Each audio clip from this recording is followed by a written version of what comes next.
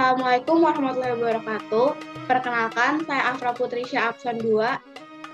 Dan saya Diandra Nufia Putri Adinya absen 11. Pada kesempatan kali ini, kami akan mempresentasikan hasil diskusi kami tentang rahmat Islam bagi Nusantara.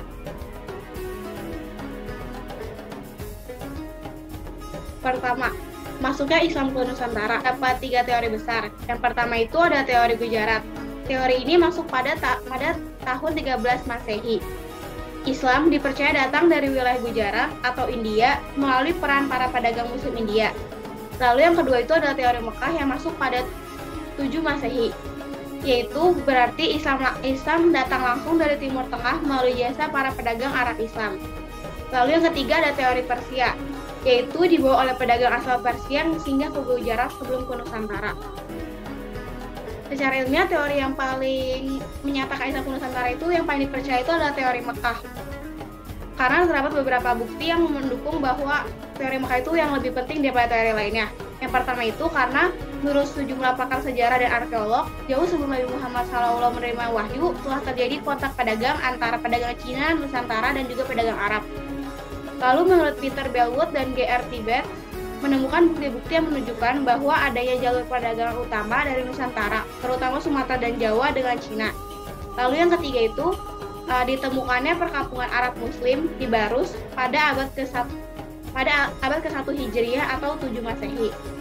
Lalu selain itu, Hamka juga menyebutkan bahwa seorang pencatat sejarah Tiongkok yang menggembara pada tahun 674 Masehi telah menemukan satu kelompok bangsa Arab yang membuat kampung dan berdiam di pesisir barat Sumatera. Lalu yang kelima ada pada tahun 674 Masehi, semasa pemerintahan Khilafah Utsman bin Affan mengirimkan utusannya, yaitu Muawiyah bin Abu Sufyan ke tanah Jawa, yaitu ke Jepara. Lalu yang terakhir itu karena ditemukannya makam Fatimah binti Maimun di Leran, Gresik pada abad ke-11 Masehi, yang berarti jauh sebelum itu sudah terjadi penyebaran agama Islam, terutama di daerah pesisir Sumatera. Lalu untuk strategi dakwah Islam di Nusantara itu ada 6. Yang pertama itu adalah perdagangan. Perdagangan dimanfaatkan oleh pedagang Muslim sebagai media dakwah. Oleh karena itu, banyak orang yang berinteraksi langsung dengan pedagang Islam. Lalu yang kedua melalui jalur perkawinan. Pedagang Islam yang banyak menikah lokal yang diislamkan terlebih dahulu. Lalu yang ketiga itu adalah pendidikan.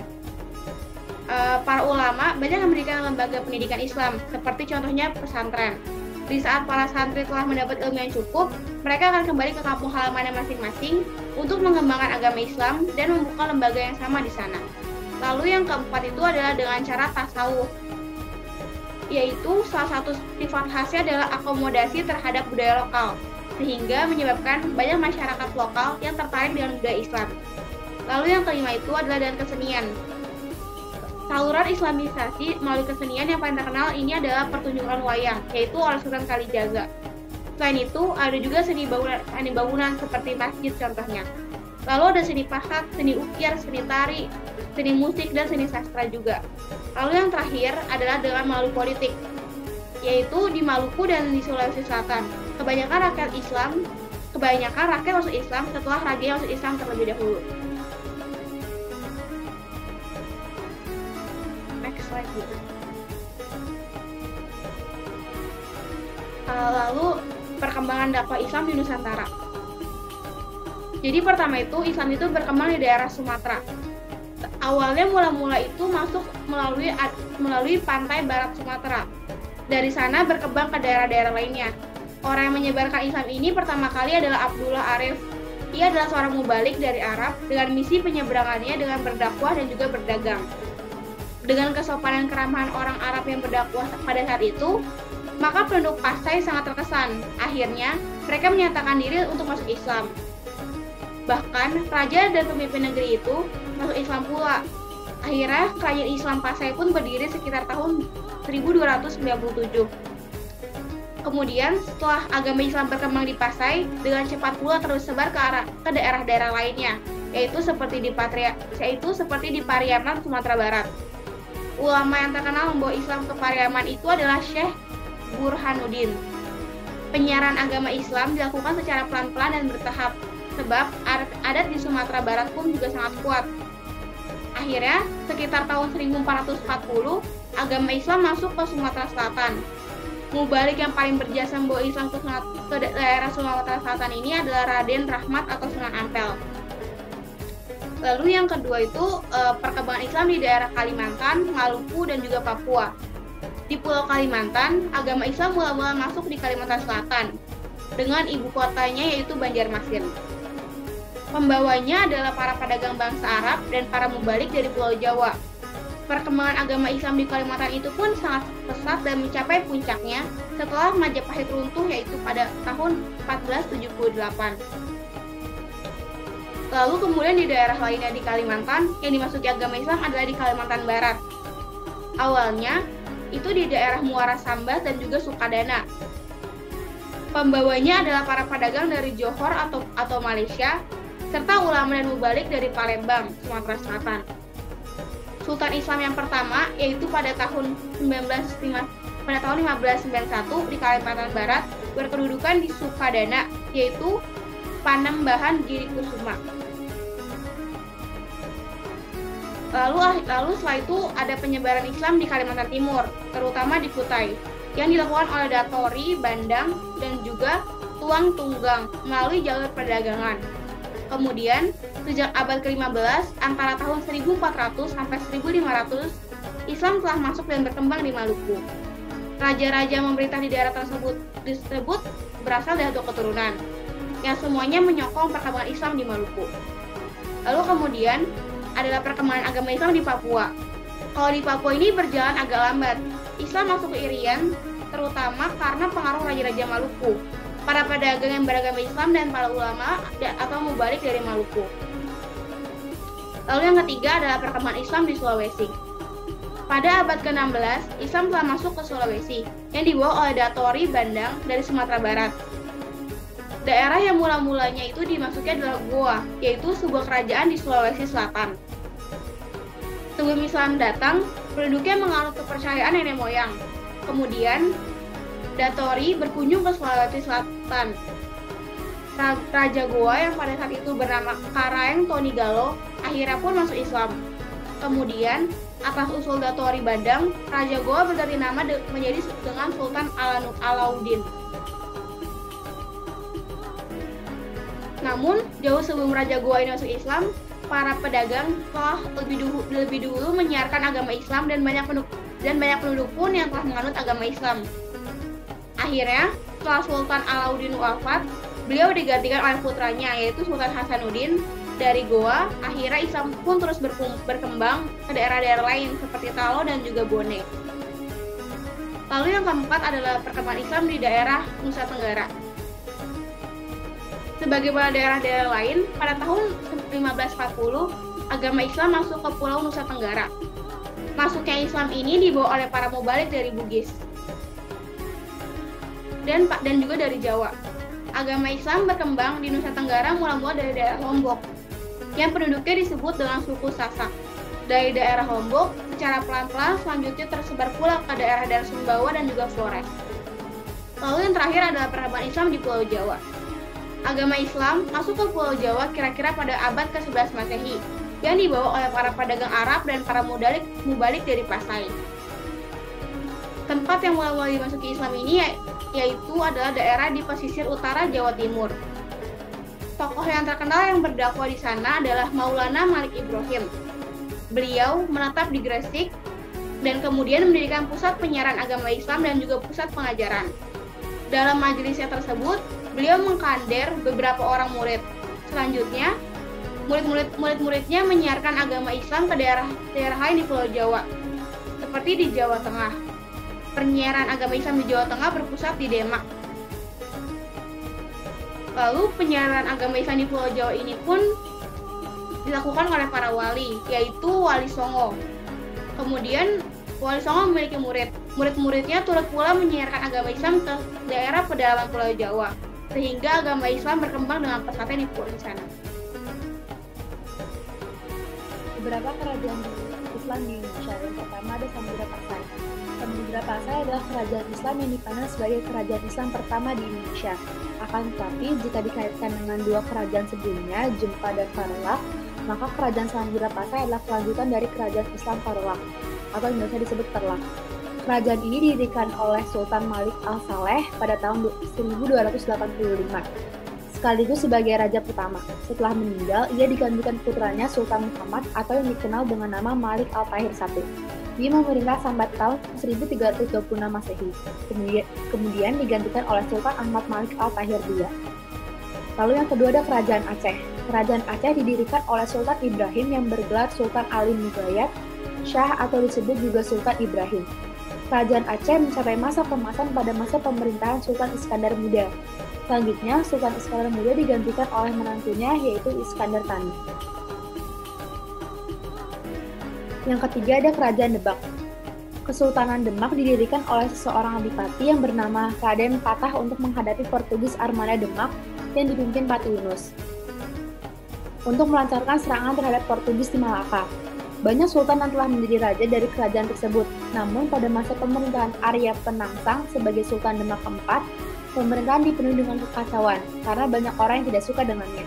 Hingga pada akhirnya seorang adipati Pajang bernama Adi Wijaya atau Jaka Tingkir atau juga disebut Mas Karabat berhasil membunuhnya.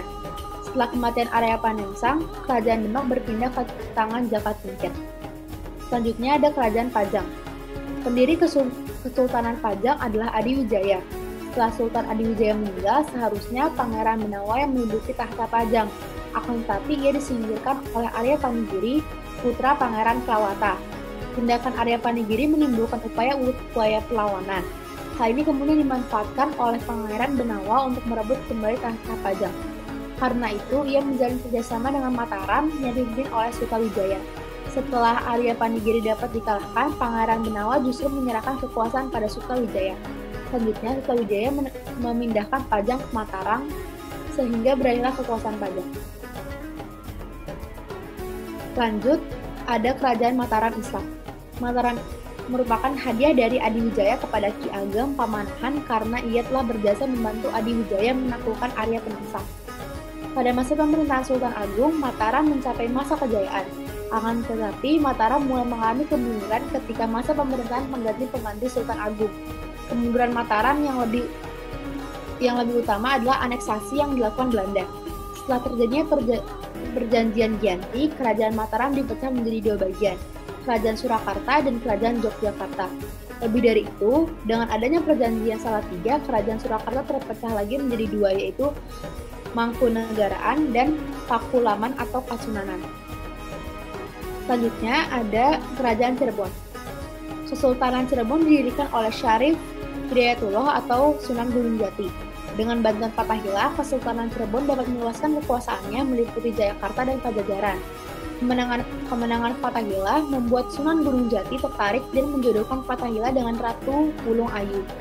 Ketika Sunan Gunung Jati menua, Kesultanan Cirebon diserahkan kepada putranya, Pangeran Muhammad Arifin dengan gelar Pangeran Pasarean. Sepeninggalan Pangeran Pasarean, kedudukan Sultan diserahkan kepada Pangeran Sabakingking atau yang bergelar Sultan Maulana Hasanuddin. Pada abad ke-17 terjadi perselisihan dalam keluarga, sehingga Kesultanan Cirebon pecah menjadi dua, yaitu Kesepuhan dan Kanoman. Selanjutnya ada Kerajaan Banten. Daerah Banten diislamkan oleh Sunan Gunung Jati.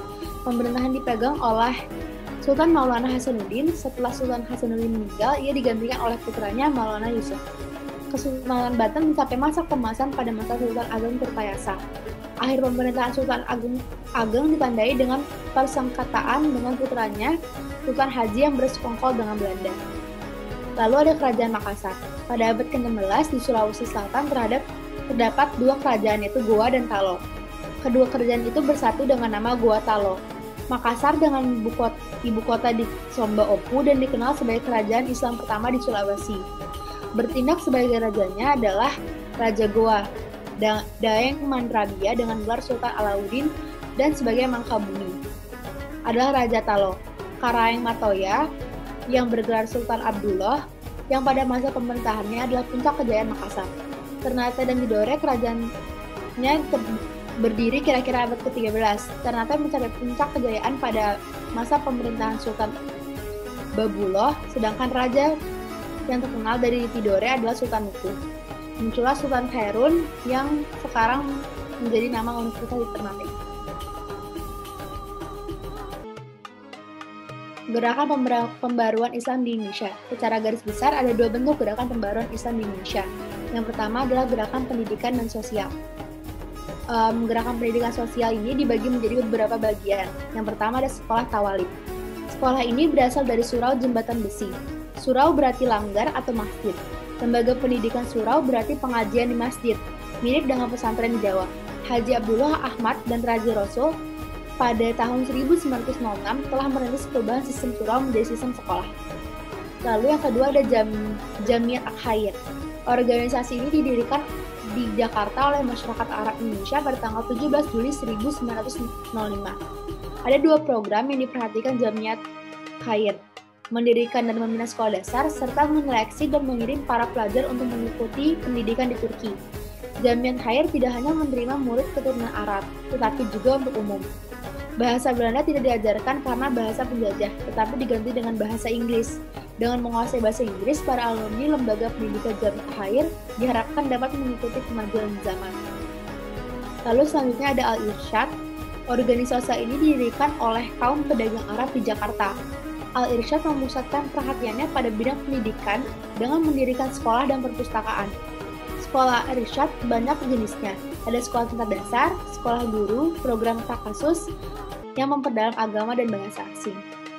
Lalu yang keempat ada Persyarikatan Ulama. Didirikan di Majalengka, Jawa Barat oleh Ki Haji Abdul Halim pada tahun 1911. Persyarikatan Ulama memiliki ciri khas mempertahankan tradisi bermazhab dalam fikih, tetapi menerapkan cara-cara modern dalam pendidikan. Pada tahun 1952, Pensyarikatan Ulama diubah menjadi Persatuan Umat Islam atau yang biasa disebut PUI. Setelah dialihfungsikan dengan Al-Ittihad Al-Unsyiyah atau Persatuan Islam. Lalu yang kelima ada Nahdlatul Ulama. Nahdlatul Ulama didirikan pada 16 Rajab 1344 Hijriah. Organisasi ini dipimpin oleh Ki Haji Hasyim Asy'ari sebagai Rais Akbar. Untuk menegaskan prinsip dasar organisasi ini, maka Ki Haji Hasyim Asy'ari merumuskan Kitab Qanun Asasi. Kemudian juga merumuskan Kitab I'tiqad Ahlus Sunnah wal Jamaah. Lalu yang terakhir ada Muhammadiyah. Organisasi ini didirikan di Yogyakarta pada tanggal 18 November 1912 oleh Ki Haji Ahmad Dahlan. Kegiatan Muhammadiyah dipusatkan dalam bidang pendidikan, dakwah, dan amal sosial. Muhammadiyah mendirikan berbagai sekolah Islam ala Belanda, baik dalam satuan pendidikan, jenjang, maupun kurikulumnya. Muhammadiyah pun menerima subsidi dari pemerintah Belanda. Lalu yang kedua ada gerakan politik. Pada awal abad 20, perjuangan itu dilakukan dengan mendirikan organisasi modern yang bersifat nasional, baik ormas maupun orsospol. Melalui pendidikan ormas memperjuangkan kecerdasan bangsa agar sadar tentang hak dan kewajiban dalam memperjuangkan kemerdekaan. Dengan orsospol, kaum muslimin memperjuangkan kepentingan golongan Islam melalui saluran politik yang diakui pemerintah penjajah. Mereka misalnya berjuang melalui parlemen Belanda yang disebut Volksraad. Di antara partai politik satu Islam yang tumbuh sebelumnya zaman kemerdekaan adalah Persaudaraan Muslimin Indonesia (PERMI), Sarekat Islam SI, dan Partai Islam Indonesia. SI didirikan di Solo pada tanggal 11 November 1911 sebagai kelanjutan dari Sarekat Dagang Islam yang didirikan oleh Haji Samsudi pada tanggal 16 Oktober 1905. Lalu selanjutnya adalah nilai-nilai keteladanan tokoh dalam sejarah perkembangan Islam di Nusantara. Tokoh-tokoh ini adalah tokoh-tokoh dari Wali Songo. Yang pertama itu adalah Maulana Malik Ibrahim, atau nama lainnya adalah Maulana Maghribi. Kenapa disebut Maghribi? Karena asalnya itu dari Persia, yaitu pusat kegiatannya ini di Gresik, Jawa Timur. Lalu yang kedua ada Sunan Ampel atau Ngampel. Nama kecilnya itu adalah Raden Rahmat yang berkedudukan di Ngampel, Surabaya. Melalui peran beliaulah lahirlah generasi Islam yang tangguh. Salah satunya adalah Raden Fateh, Sultan pertama Demak. Lalu yang ketiga itu adalah Sunan Giri. Nama aslinya adalah Raden Paku. Beliau adalah murid dari Sunan Ampel. Pusat kegiatannya adalah di Bukit Giri, Gresik. Sunan Giri membuat tatanan pemerintah di Jawa, mengatur perhitungan kalender siklus perubahan hari, bulan, tahun, windu, dan menyesuaikan siklus Pawukon, serta merintis pembukaan jalan di beberapa daerah. Lalu yang keempat itu adalah Sunan Bonang. Nama kecilnya adalah Magdum Ibrahim, putra Raden Rahmat yang berkedudukan di Bonang dekat dengan Tuban. Sunan Bonang mengajar ilmu suluk, membuat gamelan, dan mengubah irama gamelan. Lalu yang kelima adalah Sunan Derajat. Nama kecilnya adalah Malik Muni, juga putra Raden Rahmat dengan pusat kegiatan di daerah Derajat, dekat Sedayu, suatu wilayah antara Gresik dengan Tuban. Sunan Derajat mengajarkan tata cara membangun rumah, alat yang digunakan untuk memikul orang seperti tandu dan juga joli. Lalu yang keenam adalah Sunan Kalijaga. Nama aslinya adalah Joko Said. Pusat kegiatannya di Kadilangu, Demak, Jawa Tengah. Sunan Kalijaga adalah tokoh yang paling mahir dalam mementaskan wayang. Lalu selanjutnya adalah Sunan Gunung Jati, yang disebut pula Syarif Hidayatullah. Berkedudukan di Gunung Jati, Cirebon, Jawa Barat. Sunan Gunung Jati mengajarkan tata cara berdoa dan membaca mantra, tata cara pengobatan, serta tata cara membuka hutan. Lalu selanjutnya adalah Sunan Kudus, yang berkedudukan di Kudus. Sunan Kudus merancang pekerjaan peleburan, membuat keris, melengkapi peralatan pandai besi, kerajinan emas, juga membuat peraturan undang-undang hingga sistem peradilan yang diperuntukkan untuk Pulau Jawa. Lalu yang terakhir adalah Sunan Muria, yang berkedudukan di Gunung Muria, dekat Kudus. Beliau mendirikan sebuah masjid mewah di Gunung Muria, yang pada saat itu tidak mungkin ada orang yang menggunakan masjid tersebut karena berada di atas puncak gunung. Lalu yang terakhir, menjunjung tinggi kerukunan dalam kehidupan sehari-hari. Banyak sekali yang bisa kita pelajari dari tokoh-tokoh yang tadi sudah disebutkan. Yang pertama adalah Islam mengajarkan toleransi terhadap sesama manusia, saling menghormati dan tolong-menolong. Berikut ayatnya, yang dimana dari Ibnu Abbas, ia berkata, ditanyakan kepada Rasulullah SAW, agama manakah yang paling dicintai oleh Allah? Maka beliau bersabda, Al-Hanifiyah As-Samahah, yang lurus lagi toleran. Lalu Islam mengajarkan bahwa di hadapan Allah Subhanahu wa Ta'ala derajat sesama manusia sama, kecuali takwanya.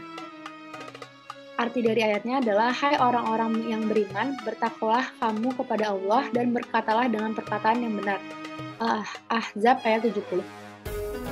Islam juga mengajarkan bahwa Allah Subhanahu wa Ta'ala adalah Tuhan yang Maha Esa, Maha Pengasih dan Penyayang, dan mengharamkan manusia saling berselisih, bermusuhan, merusak atau saling mendengki. Yang dimana terdapat di surah Al-Imran ayat 159, yang dimana berbunyi, maka disebabkan rahmat dari Allah lah kamu berlaku lemah lembut terhadap mereka. Sekiranya kamu bersikap keras lagi berhati kasar, tentulah mereka menjauhkan diri dari sekelilingmu. Karena itu maafkanlah mereka, mohonkanlah ampun bagi mereka, dan bermusyawarahlah dengan mereka dalam urusan itu. Kemudian apabila kamu telah membulatkan tekad, maka bertawakallah kepada Allah. Sesungguhnya Allah menyukai orang-orang yang bertawakal kepadanya. Islam mengajarkan agar manusia menyembah hanya kepada Allah Subhanahu wa Ta'ala dan tidak menyekutukannya, serta senantiasa setiap saat berbuat baik terhadap sesama manusia tanpa pilih kasih, yang dimana disebutkan di surah Az-Zahirat 56-58. Dan aku tidak menciptakan jin dan manusia melainkan supaya mereka beribadah kepadaku. Aku tidak menghendaki rezeki sedikit pun dari mereka, dan aku tidak menghendaki supaya mereka memberi makan kepadaku. Sesungguhnya Allah dialah Maha Pemberi rezeki yang mempunyai kekuatan lagi sangat kuat. Sekian dari kami, mohon maaf bila ada kesalahan. Terima kasih. Wassalamualaikum warahmatullahi wabarakatuh.